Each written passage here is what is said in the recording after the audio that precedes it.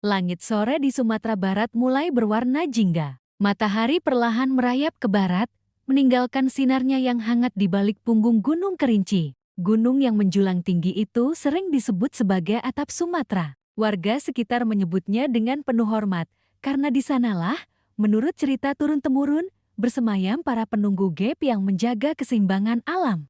Di kaki gunung, sebuah desa kecil bernama Kayu Aro hidup dalam suasana damai, meski dibayangi cerita-cerita mistis. Anak-anak dilarang bermain terlalu jauh ke hutan. Orang tua selalu menutup pintu rapat-rapat ketika senja tiba. Dan setiap orang yang melintas di jalan dekat hutan selalu menunduk, seolah tidak berani menantang sesuatu yang tak kasat mata. Pada hari itu, seorang lelaki sederhana dengan pakaian lusuh, sarung dililit di pinggang, dan sebatang rokok terselip di bibirnya, berjalan santai menuju desa tersebut. Dialah Wali Paidi, sosok yang oleh banyak orang dianggap aneh, terkadang dipandang remeh, namun seringkali kehadirannya membawa perubahan besar. "Assalamualaikum," sapa Paidi pelan ketika ia sampai di warung kopi pinggir jalan desa. Suaranya terdengar biasa saja, tanpa kesan sakral, tanpa aura kebesaran. Namun entah mengapa, orang-orang yang melihatnya langsung merasa ingin menundukkan kepala, bukan karena takut, melainkan karena rasa segan yang sulit dijelaskan. Seorang lelaki tua pemilik warung, Pak Samsul, menoleh sambil mengusap keringat di dahinya. "Waalaikumsalam. Silakan, nah, duduk dulu." Wali Paidi duduk santai di bangku kayu, menyalakan rokoknya, dan menyeruput segelas kopi hitam yang segera disuguhkan. Ia memandang ke arah gunung yang menjulang gagah, lalu tersenyum tipis. "Gunung itu kok rasanya manggil-manggil saya, Pak?" ucapnya tiba-tiba. Pak Samsul terdiam. Wajahnya seketika berubah. Ia menoleh ke arah beberapa warga yang juga duduk di warung itu. Mereka saling pandang, lalu salah seorang di antaranya berbisik, "Hati-hati kalau bicara tentang Gunung Kerinci. Nah, itu bukan gunung biasa." Paidi mengangguk santai, lalu menghisap rokok dalam-dalam. "Saya tahu. Justru itu, saya ingin mendaki, sekadar melihat."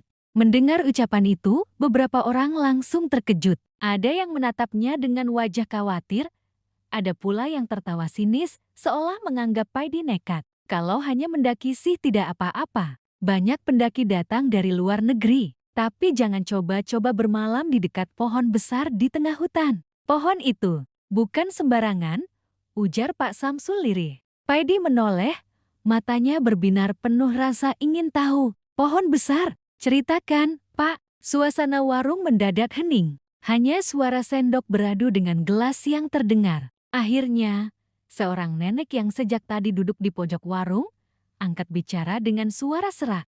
"Sejak saya kecil, pohon itu sudah ada. Besar sekali, batangnya kalau dipeluk 10 orang pun belum cukup. Orang-orang bilang di dalamnya bersemayam roh putri kecil. Dia suka mengganggu orang yang lewat. Ada yang dibuat tersesat, ada yang ditertawakan, ada pula yang dibuat sakit tanpa sebab." Wajah nenek itu tampak ketakutan ketika bercerita. "Konon, putri kecil itu anak Ratu Gunung Kerinci. Makanya orang-orang dilarang keras mendekat. Kalau berani tidur di sana, pasti diganggu habis-habisan." Paidi hanya tersenyum. "Kalau memang begitu, sepertinya saya harus singgah di sana." Orang-orang di warung sontak memandangnya tak percaya. Seorang pemuda berkomentar ketus, "Hai, Pak, jangan macam-macam. Banyak orang pintar saja tidak berani lewat pohon itu. Apalagi menginap. Kalau Bapak nekat, bisa-bisa tidak pulang." Namun Paidi tetap tenang, menepuk bahu si pemuda sambil berkata, "Kalau memang belum waktunya saya pulang, dimanapun saya bisa hilang. Tapi kalau Allah masih mengizinkan, makhluk sebesar apapun tak akan mampu mencelakai." Ucapan itu membuat semua terdiam. Ada yang masih ragu, ada pula yang tiba-tiba merasa aman hanya karena mendengar keyakinan Paidi. Malam mulai turun. Angin gunung bertiup dingin menusuk tulang. Wali Paidi berjalan menuju hutan dengan santai, membawa bekal seadanya. Di tangannya hanya ada botol air kecil, tas lusuh, dan beberapa batang rokok. Suasana hutan begitu sunyi, hanya suara serangga dan burung malam yang terdengar. Semakin ia masuk ke dalam, semakin pekat hawa mistis yang terasa. Daun-daun bergerak meski angin tak bertiup. Sesekali terdengar suara tawa kecil yang samar, seperti suara anak kecil yang sedang bersembunyi. Paidi berhenti sejenak, lalu duduk di atas batu besar. Ia menyalakan rokok, menghembuskan asap perlahan, lalu berkata pelan seolah bicara pada seseorang yang tak terlihat. Kalau memang ada yang ingin mengganggu, keluarlah. Jangan hanya bersembunyi. Tak lama setelah itu, angin bertiup kencang. Ranting-ranting berderak, daun-daun beterbangan. Dan dari kejauhan, terdengar suara langkah kecil berlari-lari di antara pepohonan. Paidi tersenyum tipis. Jati benar kata orang, ada anak kecil di sini. Namun ia tidak takut. Malam itu ia justru merasa tenang. Dan di balik kegelapan, sepasang mata mungil sedang mengintipnya dari balik batang pohon besar. Mata itu bukan milik manusia biasa. Malam semakin larut. Di tengah hutan lebat Gunung Kerinci, udara terasa lebih dingin, menusuk tulang, membuat siapa saja yang tidak terbiasa bisa gemetar. Wali Paidi duduk bersila di bawah pohon besar yang batangnya menjulang tinggi, begitu besar hingga akar-akarnya menyembul keluar seperti naga yang melingkar di tanah. Pohon itu tampak tua sekali, seolah telah berdiri berabad-abad. Ia menyalakan sebatang rokok, asapnya mengepul di antara kabut tipis yang mulai turun dari puncak gunung. Suasana hening, hanya suara serangga malam yang terdengar beradu dengan gesekan ranting. Namun tiba-tiba dari arah belakang, terdengar suara tawa kecil. Hehehe. Paidi mengangkat wajahnya, memandang sekitar. Suara itu terdengar seperti tawa anak kecil, renyah sekaligus menyeramkan karena datang di tengah sunyi. Ia tersenyum tipis, lalu berkata pelan, "Kalau memang ingin bermain, keluarlah. Tidak usah sembunyi." Tak ada jawaban, hanya ranting yang bergerak, seakan ada sesuatu melompat di antara pepohonan. Sesekali bayangan kecil melintas di pinggir matanya, cepat sekali, sulit ditangkap. Beberapa menit kemudian, terdengar suara tangis lirih, tangisan anak kecil. Paidi tetap tenang, ia tidak panik. Ia hanya menegakkan duduknya, menutup mata, dan menghisap rokok dalam-dalam. Jangan pura-pura menangis. Kalau memang ingin bicara, bicaralah. Dan benar saja, dari balik akar pohon besar, muncul sosok kecil. Seorang anak perempuan berwajah pucat, rambutnya panjang menjuntai, matanya bulat hitam berkilat. Ia memakai baju sederhana berwarna putih kusam. Wajahnya tampak polos, tetapi senyumnya terasa misterius. "Paman," ucapnya lirih, "kenapa paman tidur di pohon saya?" Paidi menoleh, lalu tertawa kecil. "Oh, jati ini pohonmu. Saya kira ini milik bumi. Bukankah semua pohon, tanah, dan udara milik Allah?" Anak kecil itu terdiam, lalu tersenyum lagi. "Tapi saya yang suka di sini. Saya suka mengganggu orang yang lewat. Mereka takut. Mereka lari terbirit-birit. Lucu sekali melihat mereka gemetar." Mata Paidi menatap penuh rasa iba. Ia menghisap rokok pelan-pelan, lalu menjawab dengan tenang, "Kalau kamu memang suka bermain, carilah permainan yang membuat orang senang. Jangan membuat orang takut. Tidak baik membuat orang sakit hati." Anak itu mengerutkan keningnya. Ia seolah tidak mengerti. "Tapi saya masih kecil. Saya suka main-main. Kalau tidak begitu, saya bosan." Seketika angin bertiup kencang, daun-daun berjatuhan. Suara burung hantu terdengar melengking di kejauhan. Dari kegelapan, muncul sosok lain, kali ini lebih besar, auranya jauh lebih kuat. Dari balik pohon besar itu, keluar seorang perempuan cantik dengan pakaian kebesaran serupa ratu. Wajahnya bercahaya pucat, matanya tajam namun penuh wibawa. Dialah Ratu Gunung Kerinci. Suasana mendadak berubah hening. Anak kecil itu bersembunyi di balik kain sang ratu, seperti seorang putri yang takut dimarahi. Ratu itu menatap Paidi dengan penuh pengawasan, seolah hendak menguji keberanian. "Engkau manusia yang berbeda," ucapnya dengan suara tegas namun lembut. "Banyak manusia datang ke sini dengan rasa takut. Ada pula yang congkak, membawa jimat, membawa doa-doa untuk menantang. Tetapi engkau hanya duduk santai dengan sebatang rokok." Paidi tersenyum. "Rokok ini bukan penolong saya. Ia hanya teman duduk. Yang menjaga saya hanyalah Allah." Mata ratu itu berkilat, lalu ia mengangguk pelan. "Benar katamu, engkau berbeda. Maka aku keluar untuk bicara." Ia menoleh ke arah anak kecil yang masih bersembunyi. "Inilah putriku. Sejak kecil, ia suka bermain dengan manusia. Sayangnya, permainannya selalu membuat manusia ketakutan. Ia tidak bermaksud jahat. Ia hanya masih kecil. Wajah ratu itu melembut. Aku tahu banyak orang resah karena ulahnya. Aku tahu banyak yang sakit hati. Tetapi aku mohon, engkau memaklumi. Karena bagi kami, ia masihlah anak kecil yang butuh dimengerti. Wali Paidi memandang keduanya, lalu tersenyum tipis. Saya bisa memaklumi. Anak kecil memang seperti itu. Tapi, apa tidak sebaiknya diajarkan bermain dengan cara yang lebih baik? Kalau dibiarkan, bisa-bisa orang yang lewat mendoakan jelek. Kasihan dia kalau sampai terkena doa buruk. Putri kecil itu menunduk, wajahnya tampak malu. Ia memandang Wali Paidi dengan mata bulat penuh rasa penasaran. Paman, apakah paman tidak takut padaku? Paidi tertawa kecil. Takut kenapa? Kamu anak kecil. Bagaimana saya bisa takut? Justru saya kasihan melihatmu harus bersembunyi di pohon seperti ini. Ucapan itu membuat si putri kecil menganga. Tak percaya. Selama ini, semua manusia yang melihatnya selalu lari, menjerit, atau jatuh sakit karena ketakutan. Baru kali ini ada yang menganggapnya hanya sebagai anak kecil biasa. Namun, dari kejauhan, suasana tiba-tiba berubah. Angin berdesir aneh. Suara gemuruh terdengar di langit, meski tak ada hujan. Beberapa sosok bayangan hitam melayang-layang di udara, mengawasi pertemuan itu dengan tatapan tajam. Ratu menoleh ke arah mereka, wajahnya muram. Para penjaga gunung, mereka tidak suka manusia ada di sini. Apalagi manusia yang berani bicara padaku seperti engkau. Wali Paidi tetap tenang, ia menghisap rokok, lalu memandang Ratu dengan senyum tipis. Kalau mereka tidak suka, biarlah kita bicara dengan tenang. Kalau memang harus berhadapan, saya tidak akan lari.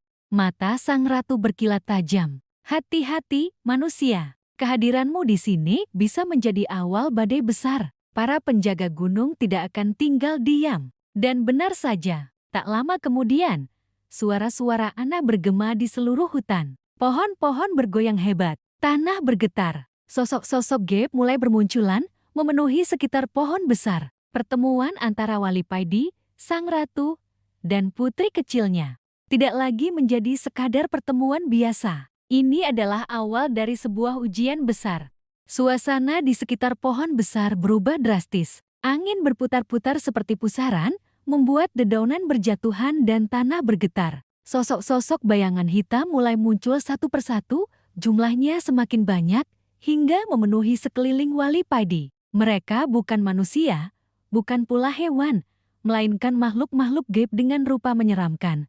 Tubuh tinggi besar, mata merah menyala, ada yang bersayap, ada pula yang merangkak dengan tangan panjang. Mereka melayang mengitari pohon besar, suaranya bergema seperti ribuan bisikan. Siapa manusia ini? Berani duduk di wilayah kami. Beraninya bicara dengan ratu, seolah setara. Usir dia. Jangan biarkan dia hidup. Wajah putri kecil yang tadi riang bermain mendadak pucat.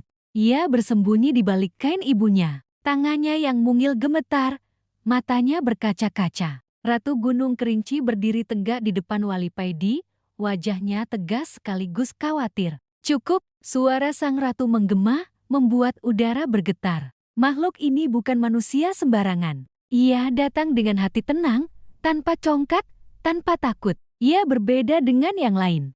Namun para penjaga gunung itu tidak mudah diyakinkan. Salah satu yang paling besar, bertubuh hitam legam dengan tanduk melengkung, maju ke depan. Suaranya berat, seperti guruh. Ratu, manusia tetaplah manusia. Mereka rakus, suka menebang pohon, merusak hutan, dan menodai tanah keramat. Bagaimana bisa engkau membiarkan satu manusia duduk sejajar denganmu? Wali Paidi menghisap rokoknya perlahan, lalu menghembuskan asapnya tenang. Ia tersenyum tipis, seolah tidak mendengar ancaman itu. Kemudian ia berkata dengan nada biasa, tidak tinggi, namun justru terdengar jelas di tengah hiruk-pikuk. Kalau saya memang ingin merusak, tentu saya sudah membawa kapal. Kalau saya ingin menantang, tentu saya sudah datang dengan kesombongan.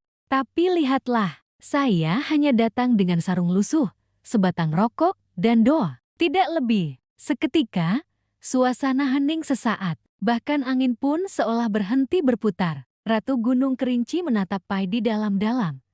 Matanya yang tajam seketika melembut. Ia tahu, manusia di depannya bukan manusia biasa.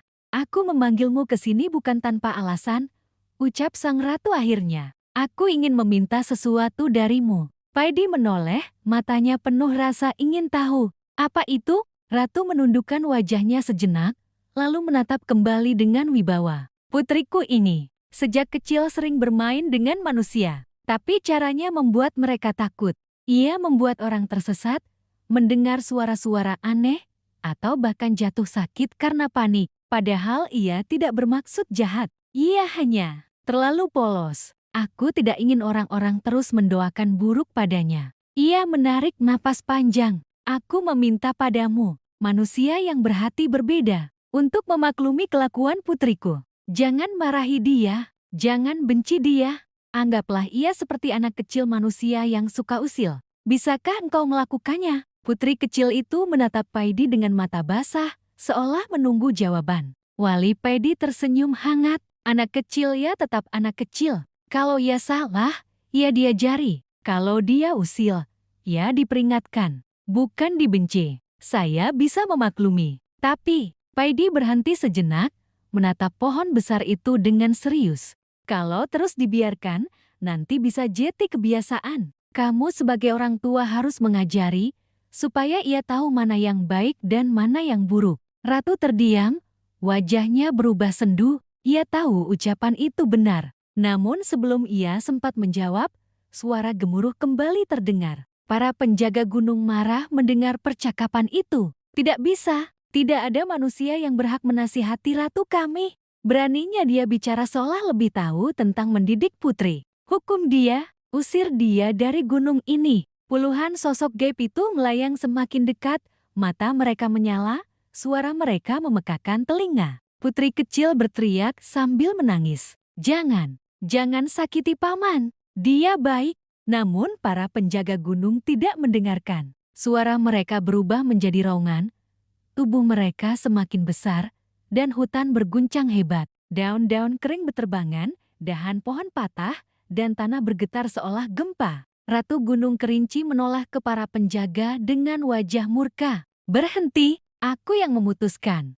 Namun mereka tidak mau tunduk sepenuhnya. Sosok bertanduk hitam itu menatap Wali Paidi dengan penuh kebencian. Kalau manusia ini tidak kami usir, maka harga diri kami diinjak. Ia harus tahu, tempat ini bukan untuknya. Biar malam ini jati malam terakhirnya. Suasana semakin mencekam. Wali Paidi masih tetap duduk santai, seolah badai besar di sekitarnya tidak berarti apa-apa. Ia menghisap rokoknya, lalu menepuk-nepuk abu yang jatuh di tanah. Dengan suara pelan, ia berkata, "Kalau kalian marah karena saya menasihati, marahlah. Kalau kalian ingin mengusir saya, usirlah. Tapi ingat, saya datang tidak untuk merusak, hanya untuk singgah. Kalau kalian ingin menguji, silakan. Saya tidak akan lari." Ucapan itu membuat wajah-wajah para penjaga semakin beringas. Mereka meraung bersamaan, dan tiba-tiba langit di atas hutan berubah gelap pekat. Petir menyambar tanpa hujan. Angin menderu kencang, membuat pepohonan berderit keras. Ratu Gunung Kerinci menatap Paidi dengan cemas. Engkau benar-benar berani menghadapi amarah mereka. Mereka tidak akan berhenti sebelum puas. Paidi tersenyum tenang, matanya menatap Ratu dengan lembut. Saya tidak pernah takut dengan makhluk. Kalau saya mati di sini, ya karena memang waktunya. Kalau belum waktunya, kalian pun tidak akan bisa menyentuh sehelai rambut saya. Jawaban itu membuat Ratu terdiam. Ada rasa kagum, ada pula rasa khawatir. Putrinya semakin erat memeluk kain ibunya. Matanya memandang Paidi penuh harap. Dan di saat itulah, badai benar-benar datang. Para penjaga melayang semakin dekat, membawa suara yang memekakan telinga. Tubuh mereka bersinar merah, seolah siap menerkam. Konflik besar tak bisa dihindari lagi. Malam itu, di bawah pohon besar Gunung Kerinci, Wali Paidi bersiap menghadapi ujian terbesar. Berhadapan langsung dengan amarah para penunggu gunung.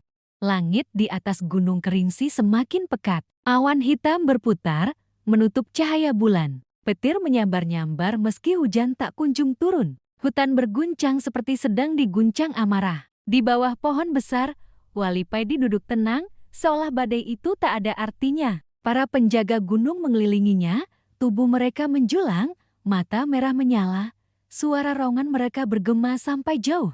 Mereka tidak lagi sekadar menakut-nakuti. Malam itu, mereka benar-benar ingin menyingkirkan Wali Paidi. "Manusia congkak, beraninya kau duduk di hadapan ratu kami?" teriak sosok bertanduk hitam dengan suara menggelegar. "Tidak ada manusia yang pantas menasihati kami," sahut yang lain. "Hari ini, tubuhmu akan menjadi persembahan bagi hutan."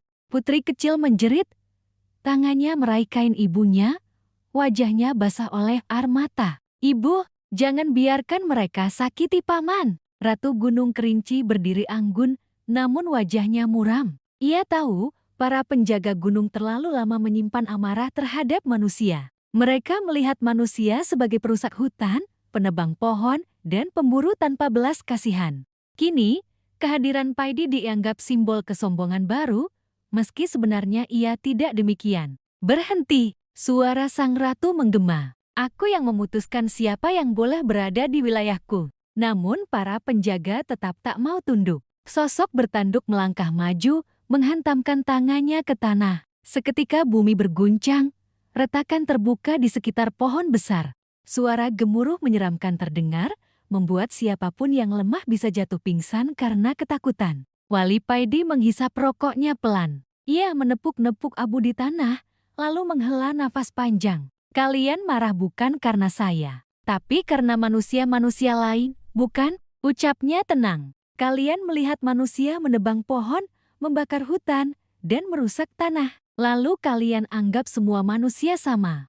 Mata para penjaga berkobar, tapi mereka terdiam sesaat. Ada kebenaran dalam ucapan itu, meski mereka enggan mengakuinya. Paidi melanjutkan, suaranya tidak keras, namun jelas. "Kalau kalian ingin menghukum saya karena kesalahan manusia lain, silakan. Saya hanya satu tubuh, satu nyawa. Tapi ingat, tidak semua manusia serakah. Ada yang menjaga, ada yang merawat, ada pula yang hanya singgah seperti saya." Ucapan itu membuat ratu menoleh, matanya berbinar. Putrinya pun memandang Paidi dengan kagum. Namun para penjaga tidak mudah luluh. Sosok bertanduk merang lagi, tubuhnya membesar, berubah setinggi pohon. "Cukup kata-kata, kami ingin bukti. Kalau kau benar manusia berbeda, buktikan kalau kau bisa bertahan dari amarah kami." Tiba-tiba, angin menderu, membawa ribuan daun kering berputar menjadi pusaran. Suara jeritan gaib terdengar, menusuk telinga. Bayangan-bayangan hitam melompat ke arah Paidi, siap menerkam. Namun Paidi tidak bergerak. Ia hanya menutup mata, mengangkat kedua tangannya, dan berbisik doa yang sederhana. Tidak panjang, tidak berbelit. Hanya doa singkat, tulus, keluar dari hati yang tenang. Dan keajaiban pun terjadi. Pusaran angin yang tadi menderu tiba-tiba mereda. Bayangan hitam yang melompat seolah terpental, terhenti di udara, lalu jatuh membeku. Petir yang menyambar-nyambar mendadak padam. Hutan kembali tenang, hanya menyisakan suara detak jantung yang terasa bergema. Para penjaga terdiam, wajah mereka bingung. Mereka tak pernah melihat manusia sesederhana itu mampu menghentikan amarah mereka tanpa jimat, tanpa senjata, hanya dengan doa dan keyakinan. Wali Paidi membuka matanya perlahan, menghembuskan asap rokok terakhir dari mulutnya. Ia menatap para penjaga dengan senyum tipis. "Kalau kalian ingin bukti, bukankah sudah jelas? Saya tidak melawan dengan senjata. Saya tidak mengusir kalian. Saya hanya berdoa. Dan Allah yang menghentikan kalian, bukan saya." Suasana hening. Ratu Gunung Kerinci menatap Paidi dengan mata berkaca-kaca, bukan karena sedih, tapi karena kagum. Putrinya yang kecil berlari mendekat, memeluk kaki Paidi sambil berkata polos, "Paman, paman tidak jahat, paman baik." Para penjaga saling pandang.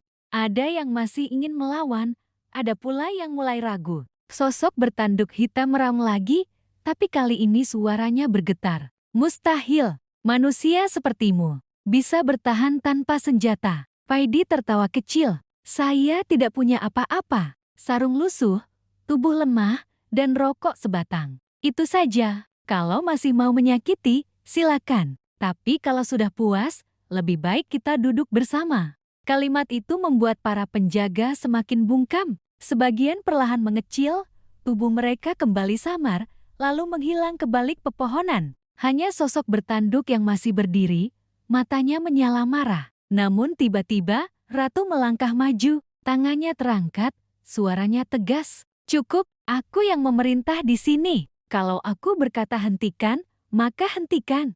Sosok bertanduk menunduk, wajahnya murka, tapi ia tidak bisa melawan titah ratu. Perlahan tubuhnya mengecil, lalu lenyap bersama angin malam. Keheningan menyelimuti hutan. Pohon besar itu kembali berdiri anggun, seolah badai barusan hanya mimpi. Ratu Gunung Kerinci menoleh ke Paidi, wajahnya kini jauh lebih lembut. Engkau benar-benar berbeda. Aku malu. Selama ini kami menganggap manusia hanya perusak, tapi engkau membuktikan ada manusia yang hatinya tulus. Paidi tersenyum. Jangan menilai semua dengan satu mata. Sama seperti manusia. Tidak semua makhluk gaib jahat. Ada yang menjaga, ada yang baik, ada yang usil. Semua punya sifat masing-masing. Putri kecil itu memandang Paidi dengan wajah ceria. Air matanya kering, diganti senyum lebar.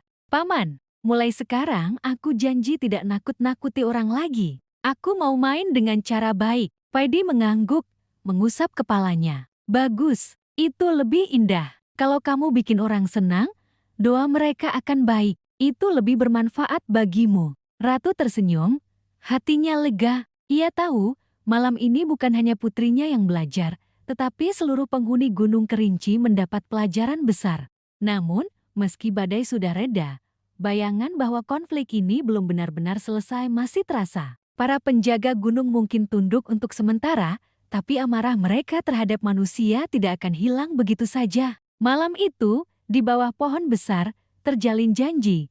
Janji seorang ratu, seorang putri, dan seorang wali sederhana. Janji bahwa hidup berdampingan antara manusia dan makhluk gaib bisa terwujud asal ada ketulusan dan kesabaran.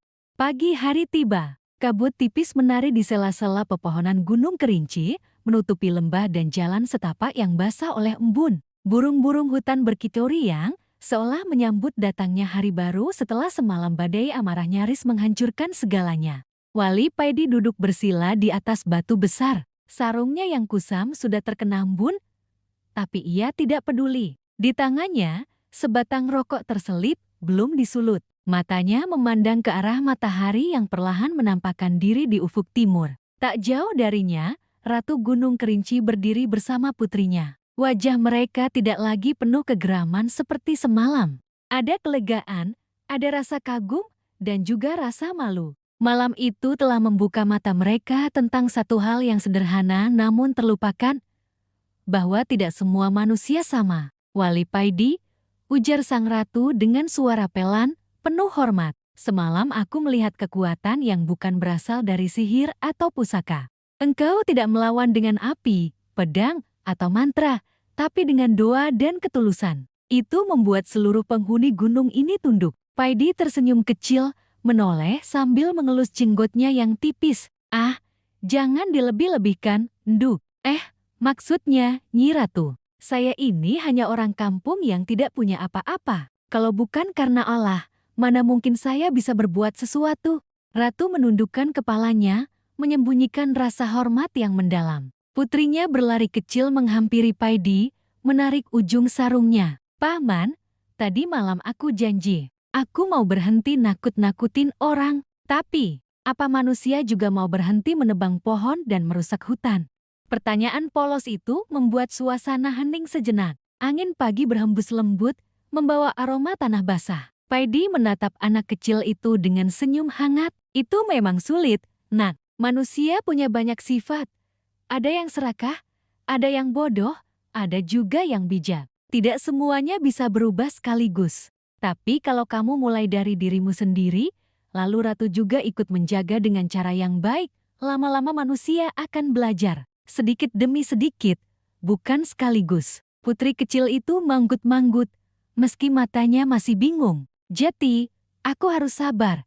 Ya, betul, sabar. Seperti pohon yang tetap berdiri meski kena angin ribut. Pohon tidak marah, tapi terus memberi oksigen dan buah untuk manusia. Begitu pula kita. Ratu tersenyum mendengar jawaban itu. Kau benar, Wali. Selama ini aku hanya tahu memaksa manusia tunduk dengan ketakutan. Padahal yang seharusnya kutanam adalah rasa hormat. Mulai hari ini, aku berjanji, aku tidak akan lagi meminta tumbal. Aku tidak akan menakut-nakuti penduduk sekitar. Aku akan menjaga gunung ini dengan cara yang damai. Paidi menghela napas lega, lalu menyulut rokoknya. Asap tipis mengepul, menyatu dengan kabut pagi. Itu janji yang indah, Nyi Ratu. Tapi ingat, kalau manusia tetap serakah, jangan buru-buru marah. Datangi mereka dengan cara halus. Mungkin nanti ada yang mau mendengarkan. Putri kecil bersorak riang, tangannya terentang seperti burung kecil. Yeh! Mulai sekarang kita sahabatan sama manusia. Paidi terkekeh menepuk kepala bocah itu. Nah, begitu lebih anak. Dunia ini sudah cukup ramai dengan masalah. Kalau kita bisa menambah senyum, kenapa harus menambah takut? Hari itu, sebelum meninggalkan puncak Kerinci, Paidi sempat berjalan keliling hutan bersama sang ratu dan putrinya. Mereka menunjukkan pohon-pohon tua, gua tersembunyi, dan danau kecil yang jarang terlihat manusia. Paidi mendengarkan dengan seksama, sesekali mengangguk sambil menghisap rokoknya. Tempat ini indah sekali, ucap Paidi. Sayang kalau rusak. Gunung ini bukan cuma milik makhluk gaib atau manusia, tapi milik semua. Burung, rusa, serangga, semuanya butuh tempat ini. Kalau satu rusak, yang lain ikut sengsara. Ratu terdiam lama, hatinya seperti dipukul kata-kata sederhana itu. Ia baru sadar, menjaga hutan bukan hanya untuk makhluk gaib mempertahankan wilayahnya, tapi untuk seluruh ciptaan yang hidup di dalamnya. Sebelum berpisah, Ratu Gunung Kerinci membungkukkan badan sedikit, sebuah sikap yang jarang ia tunjukkan kepada siapapun. Wali Paidi, terima kasih. Kau telah membuka mataku. Aku tidak tahu kapan kita bisa bertemu lagi, tapi janji yang kuucapkan akan kupegang. Paidi berdiri dengan santai, menepuk-nepuk sarungnya. Or usah sungkan, Nyi. Wong aku ini cuma numpang lewat. Kalau ada rezeki, ya ketemu lagi. Kalau tidak, ya cukup doa kita yang menyambung silaturahmi. Putri kecil itu menggenggam tangan Paidi erat-erat. Paman, jangan lupa main lagi ke sini, ya. Aku janji bakal kasih bunga paling indah buat Paman. Paidi tersenyum lebar, lalu berjalan menuruni gunung dengan langkah ringan. Rokoknya hampir habis, sarungnya tetap lusuh, tapi wajahnya bersinar dengan ketenangan. Beberapa hari kemudian, kabar aneh mulai beredar di desa-desa sekitar Kerinci. Penduduk yang biasanya diganggu penampakan atau suara-suara gaib kini merasakan kedamaian. Ladang mereka lebih subur, ternak mereka aman, bahkan hasil panen melimpah. Orang-orang heran, tapi juga bersyukur. Entah kenapa, suasana gunung sekarang lebih sejuk, kata seorang petani. Iya, aku juga merasa begitu, seperti ada yang menjaga, tapi bukan lagi menakut-nakuti, sahut yang lain. Tidak ada yang tahu apa yang benar-benar terjadi di puncak gunung. Hanya Paidi yang tahu. Dan ia memilih untuk diam. Baginya, kebaikan tidak perlu diumumkan, cukup dirasakan hasilnya. Di malam sunyi, ketika Paidi duduk di serambi rumahnya sambil menatap bintang, ia tersenyum kecil. Alhamdulillah, satu lagi gunung yang damai. Semoga yang lain juga begitu. Rokoknya terbakar perlahan, sementara malam berjalan tenang.